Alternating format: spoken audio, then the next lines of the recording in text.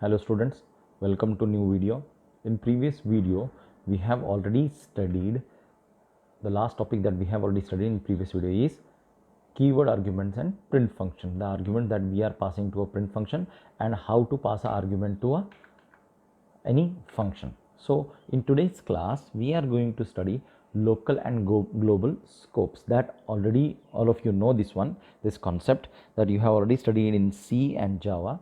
See, parameters and variables that are assigned in a called function are said to be exist in that function local scope. So if you define a variable inside a block of code, then it is under that local scope of that block. Okay, so the scope of that variable will be under that block only. Okay, so variables that are assigned outside all the functions that is defined on the first or outside all the blocks, then that variable is called as is having a global scope. A variable that are assigned outside all functions are said to be exist in a global scope, and a variable which is defined inside a function or any block of code, it is said to be a local variable, or its scope is local scope. Okay, so a variable must be one or the other. It cannot be both local and global. A variable cannot have both the scopes. It cannot have, like, it can be local and global at the same time. Okay, so it can be local or it can be global at any given time. Okay, when a scope is destroyed, all the values stored in a scope variables are forgotten. Okay, when that block, you come out of that block, then all the values, see, stored under that variable will be destroyed. When a scope is destroyed means when you come out of that scope, means all the values stored in that scopes are forgotten. Okay, so when your program terminates, the global scope is destroyed and all its variables are forgotten. Okay, when you close your program from running state to stop state, then all the global variables has been forgotten and the global scope has been destroyed. Okay, the scope matters for several reasons. Yes, the reasons are: code in the global scope cannot use any local variables. See, code in global scope cannot use any local variables. A variable that you have defined under a function called add, suppose int x you have defined under a function called add, that x you cannot use outside that add function. Okay, then however a local scope can access global variables. Yes, a local block can access a global variables which is declared under outside all the functions, which is declared outside all the functions. So code in a function's local scope cannot use variables in any other local scope. So we suppose we have two different functions, add and subtract. So add function cannot have here, the add function cannot use the variables, local variables of a subtract function.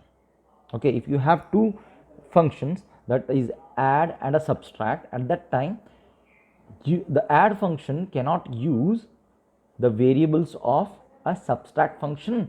The vice versa is also the same. Okay, so code in a function local scope cannot use variables in any other local scope. You can use the same name for different variables if they are in a different scope. Okay, you can define a int x as a global variable, as well as you can define a int x inside a function too. That is, there can be a local variable named spam and a global variable also named spam. Okay, so I will show you examples in upcoming slides. So next slide, see, local variables cannot be used in a global scope. See, a global scope cannot use any local variables. So here local variables cannot be used in a global scope. A variable that is declared under a block cannot be used in a global scope outside that function or outside that scope or outside that block. Okay, we'll see an example on page number 67. So page number 67, see, here we have defined a function called spam. Okay, define a function called spam. In that we are defining one variable called eggs is equal to 31337. Now this block closes here. then you are calling a spam function.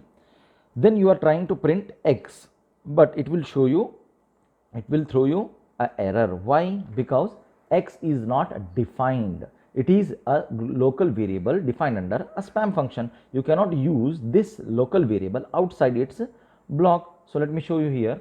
See, new file. See, this x is defined under this spam. Okay, then you are calling spam, then you are printing x, but this x was defined under spam. Okay, so let me run this.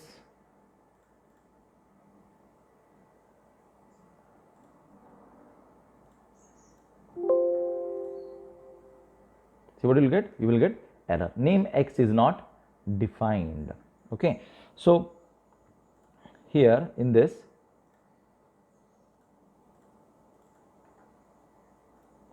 see next one, local scopes cannot use variables in other local scopes. So a variable which is declared under one block cannot be used under another block. See, local scopes cannot use variables in other local scope.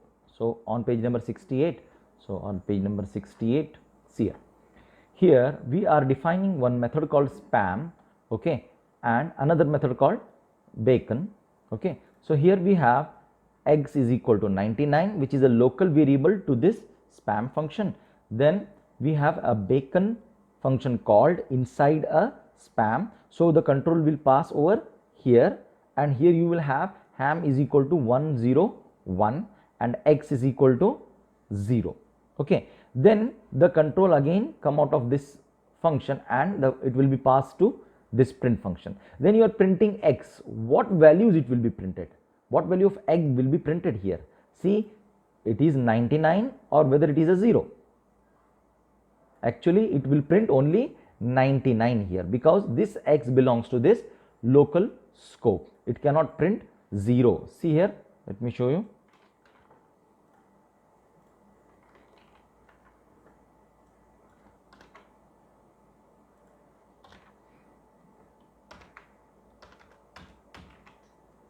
Okay.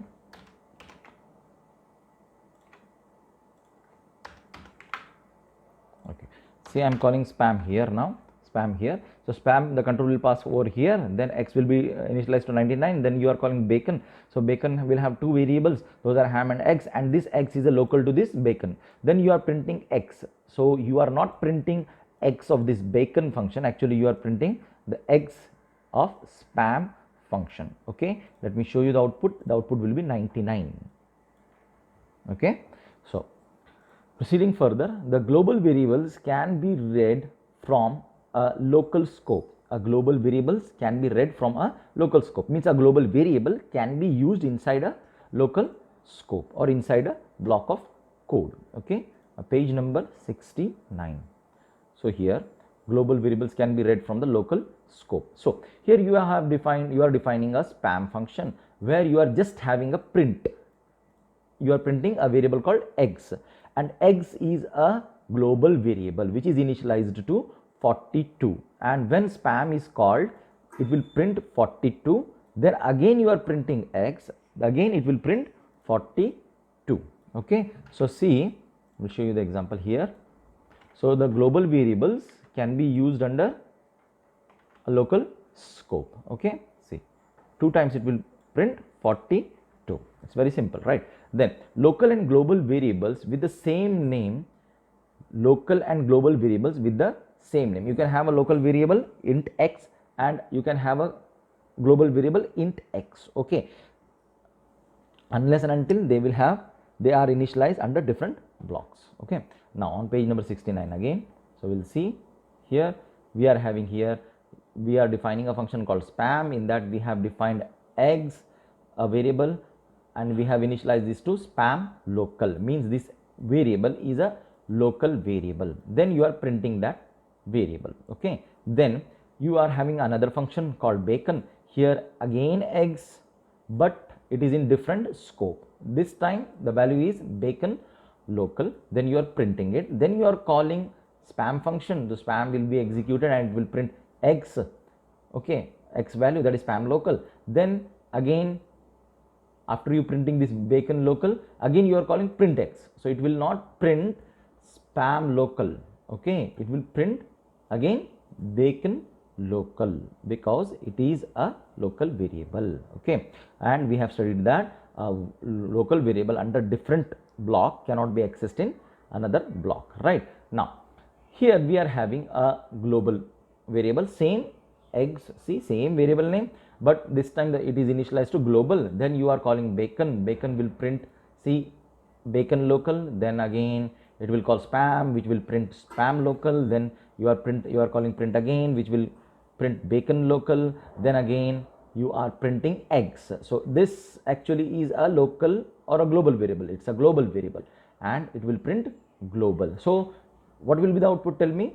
First the output will be bacon local, then it is calling spam, so it will spam local, then again eggs, then it is bacon local, then again the output will be global, okay. Let me show you.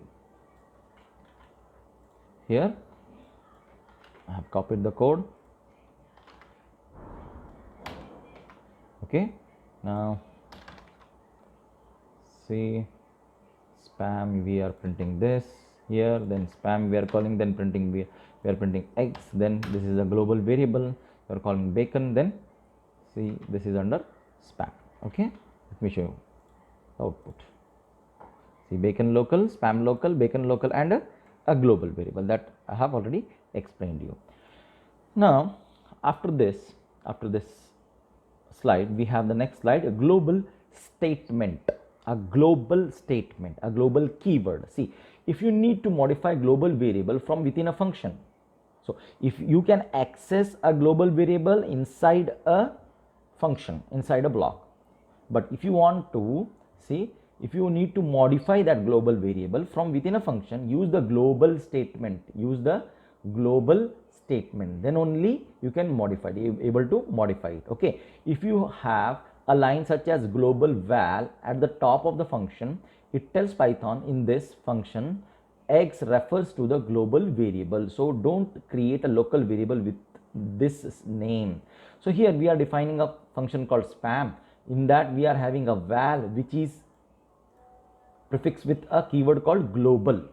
Global tells the Python that this is a global variable and please don't create a variable called val under this local scope, okay. So val is equal to spam. Now previously the val was global because it is initialized to a value called global and it was global, the access was global, okay, the scope was global and it was initialized to a value called global.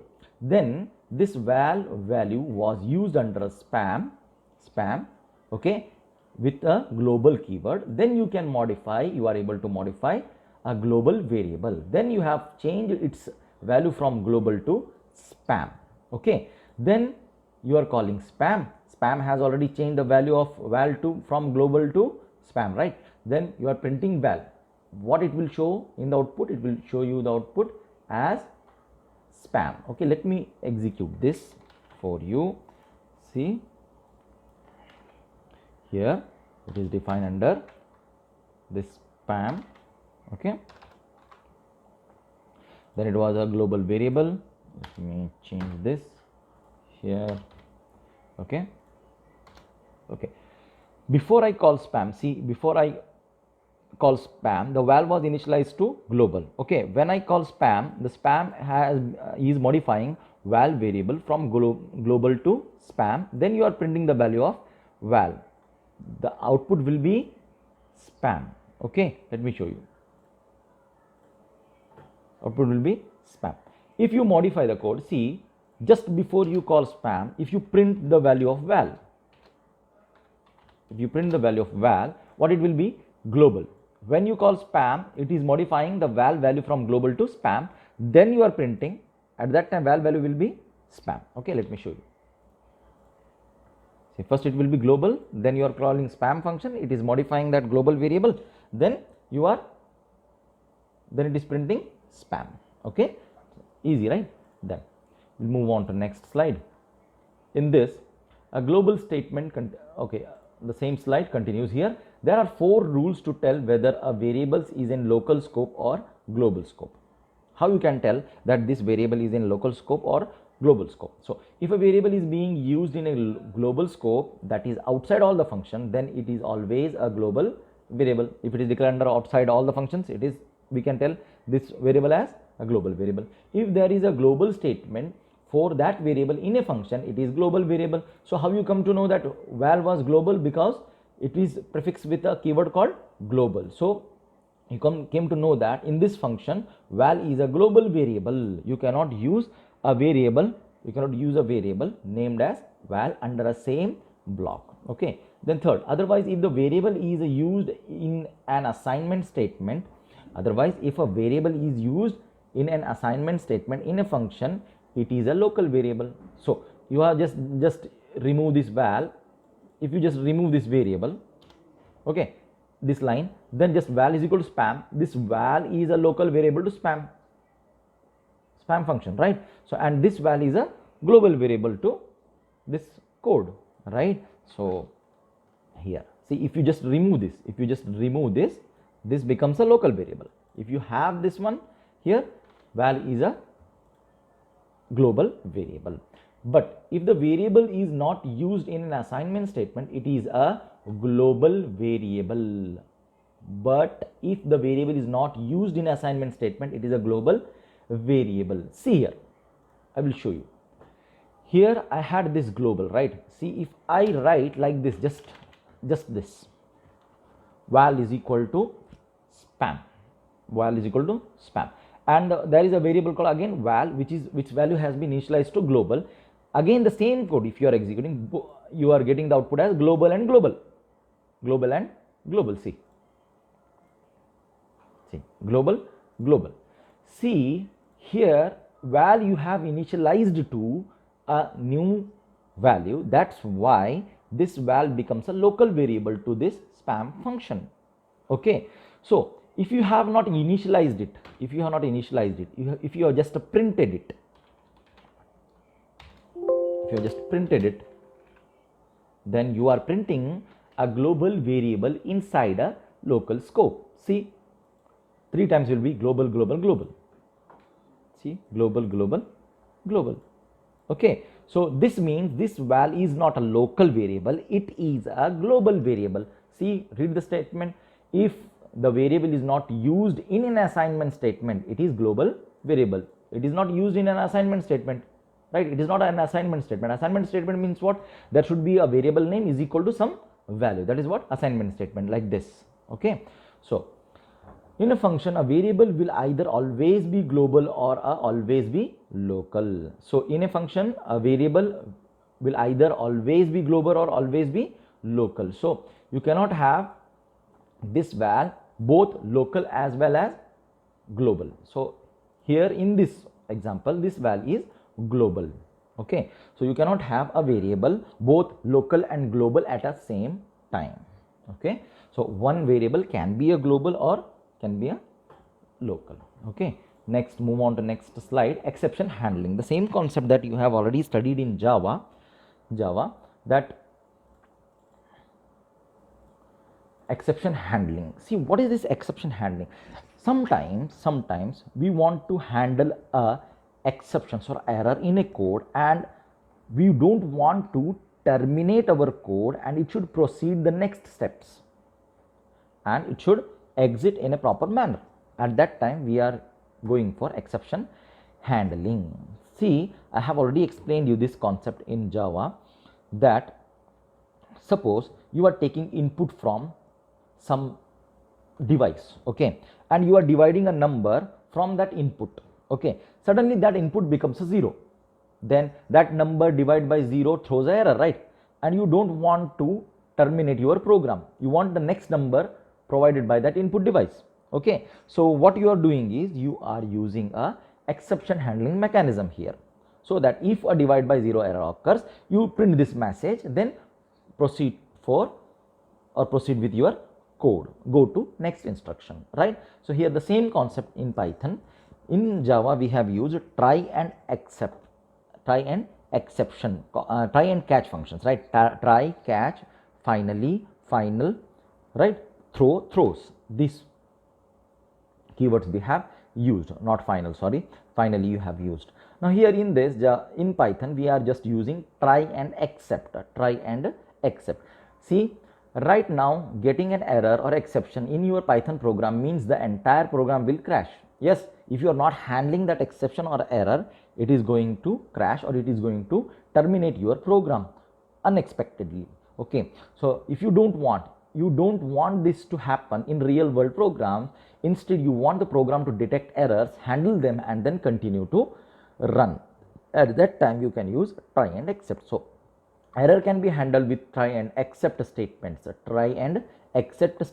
So under try, the suspicious code will be written and the except will throw a description of that exception. So the same concept like Java here, the code that could potentially have an error is put in a try clause. That I have told you, the suspicious code will be written under a try clause. The program execution moves to the start of the following except clause if an error happens. If an error happens in a code, then any subsequent line after that point of code will not be executed.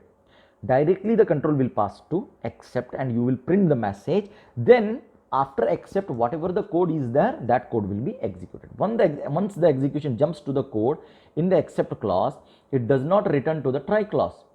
Instead, it just continues moving down as a normal. I will show you here. See here, just let me copy this first. Okay, see here we are defining a function called spam, which takes up one variable, that is divide by. Okay, so and what it is doing, it is returning the value when you are dividing 42 with the variable that you have already passed to this divide by variable. Okay, so you are calling, see, print spam with 2, the 2 will be passed here, then you are dividing 42 with 2, then it is returning that value and you are printing in it. Then again you are passing 12, then we are interested in this, see here 0 you are passing, so 0 will be passed over here, 42 divided by 0, it will show you a error. If you are not handling, what will happen? See, it will show you an error, then it will terminate the code. The next function was not executed, this print was not executed. If you want to execute this, at that time what we'll do, we just have this try here, then under that try we will have this suspicious code, then we will have this except, then we'll have the message print divide by 0. Okay, then we'll have, after this except, it will try to execute, it will execute the next function after the except, right? See, you are getting the next output 2. Okay, it matters where you are putting this try and except. Okay, suppose you have used this try over here,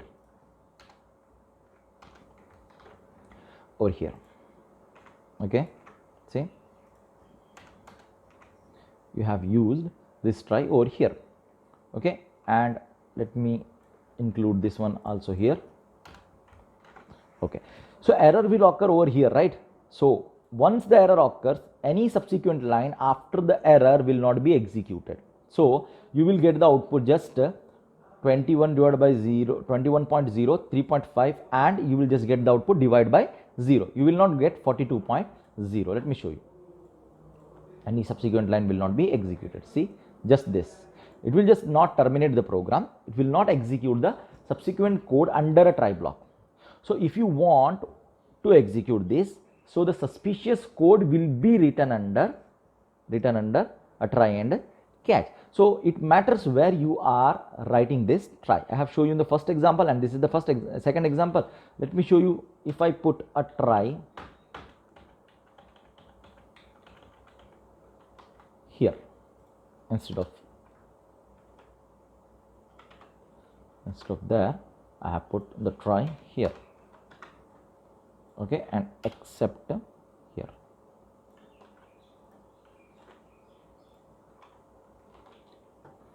Then,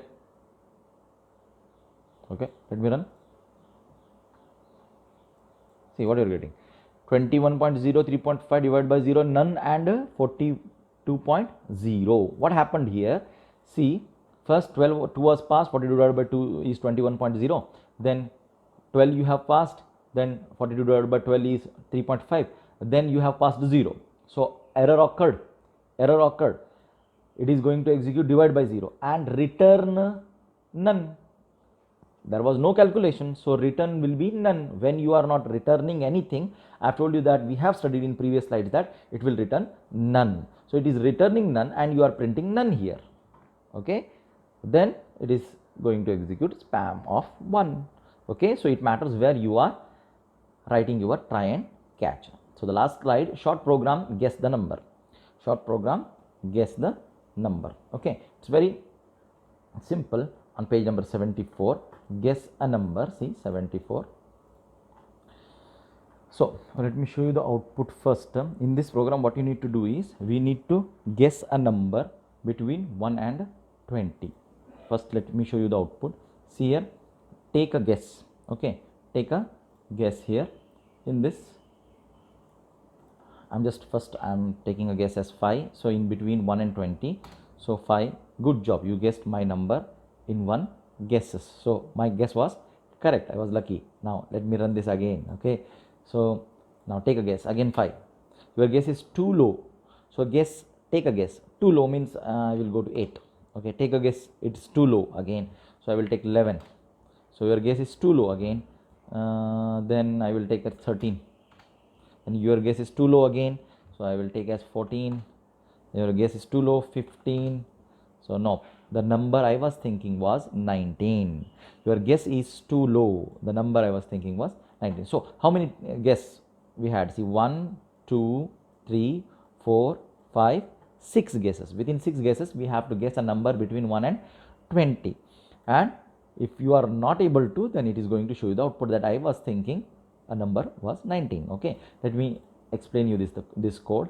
See here, import random. So here secret number, a variable, a global variable. Here random dot random int function from 1 to 20, from 1 to 20, where it is included when 1 and 20 are included. So I am thinking a number between 1 and 20. So the number of guesses are 7. So 4 guess taken in range 1 to 7. So here it is exclusive, right? 1, 2, 3, 4, 5, 6. 6 guesses. See, in our code we have, in output we have seen 1, 2, 3, 4, 5, 6 guesses it allows, right? So the range is what? 1 to 7. 1 to 7 means 1 is included and 7 is exclusive. So 1, 2, 3, 4, 5, 6. Okay, 6 guesses we have. Take a guess. So guess a number. You are trying to take an input from the user and converting it to int. Okay, then if that number is less than a secret number, like the computer has generated a number 19. So I have entered what I have entered.